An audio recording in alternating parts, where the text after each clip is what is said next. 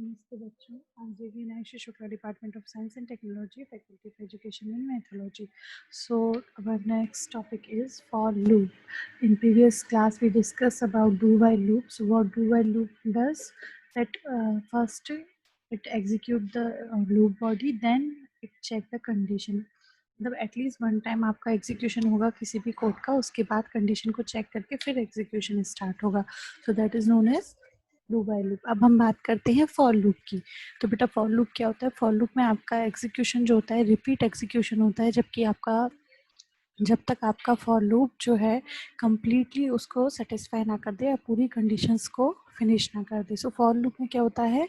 We first at the condition, then we create the loop and a loop body will be execute. So what is the syntax for loop? That is for initialization, then condition, then increment. There is 3 step for doing for loop. For loop लगाते समय आपको 3 जो conditions है, 3 जो statement है वो देना पड़ते हैं ब्रैकेट की बॉडी के अंदर. दैट इज सबसे पहले वेरिएबल का इनिशियलाइजेशन होता है, देन जो भी कंडीशन है वो लिखते हैं आफ्टर कोलन, देन कोलन लगा के इंक्रीमेंट टू डिक्रीमेंट या जो भी आपको ऑपरेटर्स परफॉर्म करना है वो आप लिखते हैं. Okay, so let's see. Here is the flow of control in for loop. That for how for loop work. Then उसके बाद क्या होता है? So now we discuss that how for loop work. Okay, so सबसे पहले there is 3 statement in for loop bracket, that is initialization, condition and increment. So let's see what is that. First we discuss about initialization, that is initialization step, that is execute first. Okay, only once. ये क्या होता है? एक बार execute होता है. जितनी भी बार आपकी बॉडी रिपीट हो रही है फॉर लूप की, ये उसमें सिर्फ एक टाइम वन टाइम एग्जीक्यूट होता है. और ये क्या करता है? किसी भी जो आपका वेरिएबल है जो आपने उसमें डिक्लेयर किया हुआ है उसको इनिशलाइज करता है.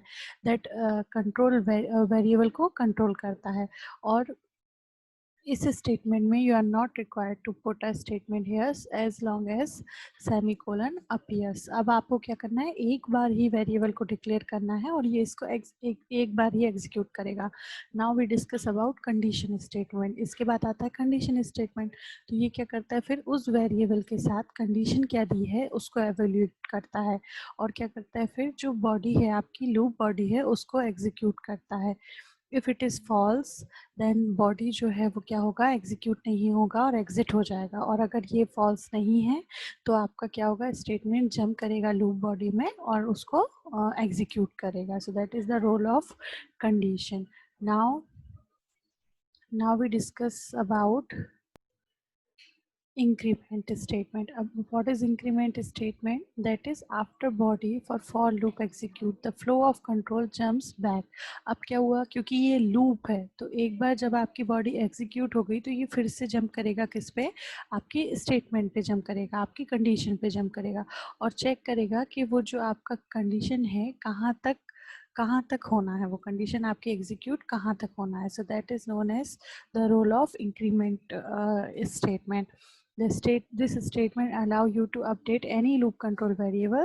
This statement can be left blank as long as semicolon appears after the condition. अब देखिए बेटा यहाँ पे semicolon का बहुत बड़ा रोल है. So पहले क्या होता है? सबसे पहले for लिखेंगे आप, then bracket, then initialize करेंगे किसी भी एक वेरिएबल को, उसमें फिर कंडीशन देंगे और उस कंडीशन को कितनी बार एग्जीक्यूट कराना है ये हम कहाँ बताएंगे? इंक्रीमेंट में बताएंगे. ओके, और उसके बाद क्या आएगा? आपका लूप स्टेटमेंट आ गया, लूप बॉडी आएगी. So that is known as all the condition. Now the condition is now evaluate again. If it is true the loop execute and the process repeat itself. Okay, मतलब कौन सी process repeat होगी?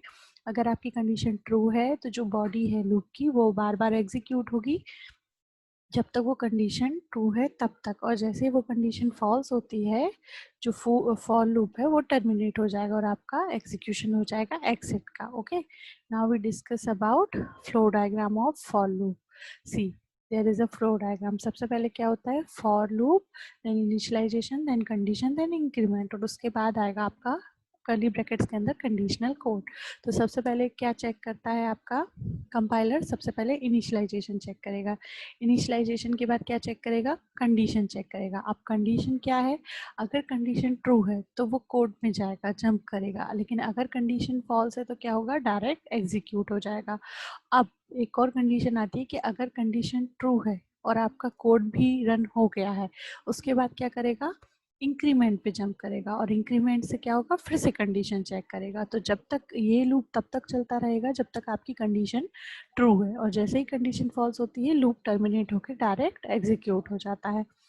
अब इसका example देखेंगे हम as it is. First we include stdio.h, फिर int main, and then integer a ले लिया है हमने।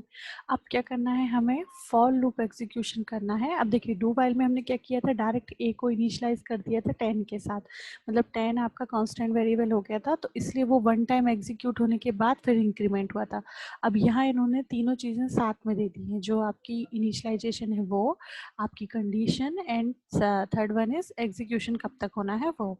सो यहाँ देखिए फॉर ब्रैकेट्स के अंदर a इक्वल टू 10 कोलन, फिर आपकी condition that is a less than 20, then colon, then a is equal to a plus 1। उसके बाद क्या है?